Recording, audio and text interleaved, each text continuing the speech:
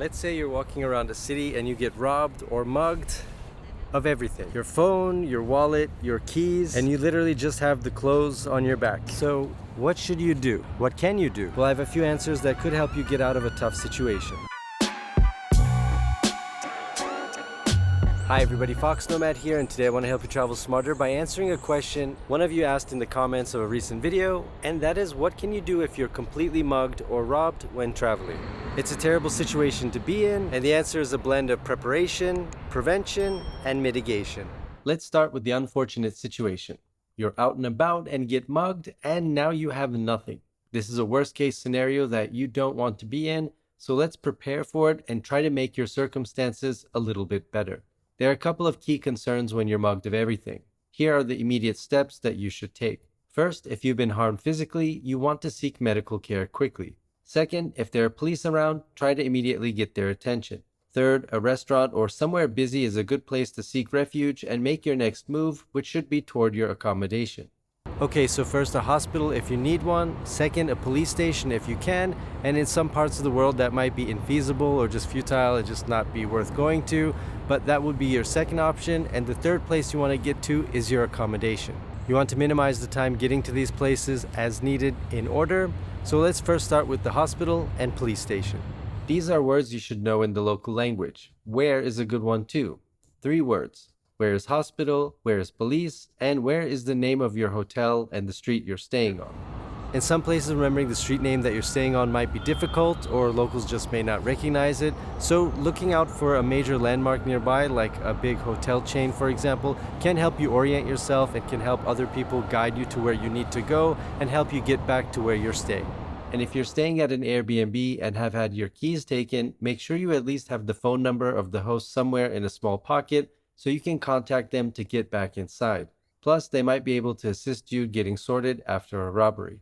So these are your best first steps, but they don't leave you with a lot of information or a lot of options or a lot of money to do much at all with. So let's try to balance things more in your favor and sort of get the odds working for you a little bit better, and that starts with some good preparation. First, try to make a rough plan of what you're going to do before you leave your accommodation. You can look at a map, make notes of your route, and keep an eye out for landmarks, hospitals, and police stations that might be in the area. Research how you're going to get somewhere, any local safety advice, like don't wear flashy jewelry or watches, and avoid any sketchy areas or times of the day that might be less safe. The key is to avoid the situation of being mugged or robbed by minimizing the risks you're taking by listening to local advice and the experience of other travelers. Also be careful drinking alcohol or doing drugs, whether they're legal or not, because you're going to be a very easy target to get robbed if you're wasted, even with friends and just stumbling out of a bar without someone who's decently sober in your group. Traveling alone, I wouldn't recommend getting trashed and stumbling back to your place. Keep your wits about you and know the safest way to get back to your accommodation before you venture out for the night. The next step of preparation, if you do get robbed or mugged, is to make it harder for the thief to get all of your things. I've made videos about some specific measures you can take, which I'll link to under the subscribe button, but let's start with contact information. Phone numbers and addresses for your accommodation are going to be very helpful. Even without your phone, helpful staff at a cafe or restaurant or another hotel, which are usually staffed 24 hours a day, can help you make a call or get a cab back to where you need to go.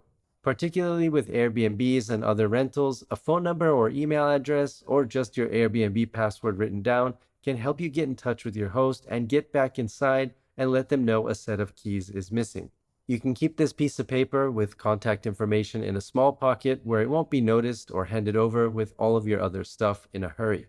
Also, you can carry very specific credit cards and debit cards when you're out sightseeing, so if those do get lost or stolen, you can minimize the risk to your finances and your accounts. Decoy credit cards work well to hand over in a hurry and won't compromise all of your bank accounts. If you're going to use ATM cards, have 2 from separate banks. Make sure the card you're carrying with you is connected to an account that only has small amounts of money. You don't want to have your entire savings at risk with a stolen ATM card. So even if someone tries to force you to withdraw money, at least they'll only have access to limited amounts of cash. Next, don't keep all of your money in the same place either. Try to have an emergency stash in your shoe or inside your underwear band, or consider a belt with a hidden compartment. Your hotel room is also another distribution point. Consider bringing a photocopy of your passport rather than the actual one, and keep the real one locked in a safe. And depending on where you are in the world and what you're traveling with, you might not need to pack up all of your gear and bring it with you every time you leave your hotel, like your laptop. Just leave it back there in the room and travel as light as you can. The key is to pick a strategy that works for you and is appropriate for the place that you're traveling in. So some places you might not need to take as many precautions, whereas in others you may want to be more stringent with your security. It all kind of depends on you and where you're traveling. You just want to avoid a situation that if you do get caught in a worst case scenario where you're robbed or mugged, you don't lose all of your things and you don't lose access to all of your money. A burner phone, one that's cheap and doesn't have all of your apps like bank accounts on it, is also a good idea in some places. A cheap phone just to make calls with comes in handy, and if it gets lost or stolen, won't give away your identity, bank accounts, and other sensitive information. And make sure that any sensitive apps on your phone, like those connected to your bank accounts, require a fingerprint or a face scan to be able to access them. That's going to add a layer of protection to your accounts, and while you're at it, you might as well add two-factor authentication to everything that you have to log in so they don't just rely on a password. If you have an iOS device, make sure you turn on the stolen device protection option available in the settings of version 17.3 and above. This makes it more difficult for a thief to reset your Apple ID account and gain access when your phone is not in a familiar location.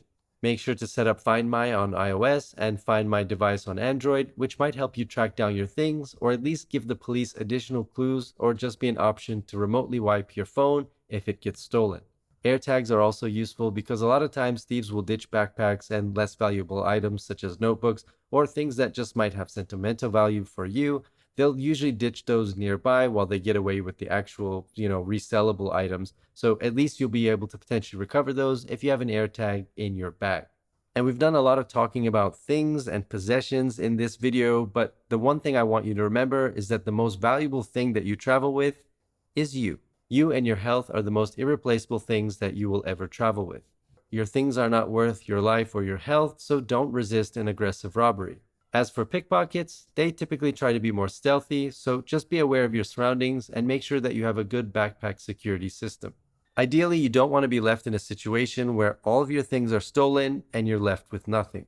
You can best accomplish this by making sure that you distribute your valuables, have backup cash and hidden cards on you, and also avoiding places and times of the day that carry more risk. Locals are good for advice, and so are hotel staff. Even hotels where you're not staying, if you walk past a hotel and you have questions about a particular street or area or park nearby that you want to take pictures in, and you're not sure, maybe you don't want to take out your camera or you don't want to take out your phone and you're not sure, hotels are usually used to dealing with travelers, so they can give you that on-the-fly kind of local advice that you might be looking for, and they're usually pretty reliable.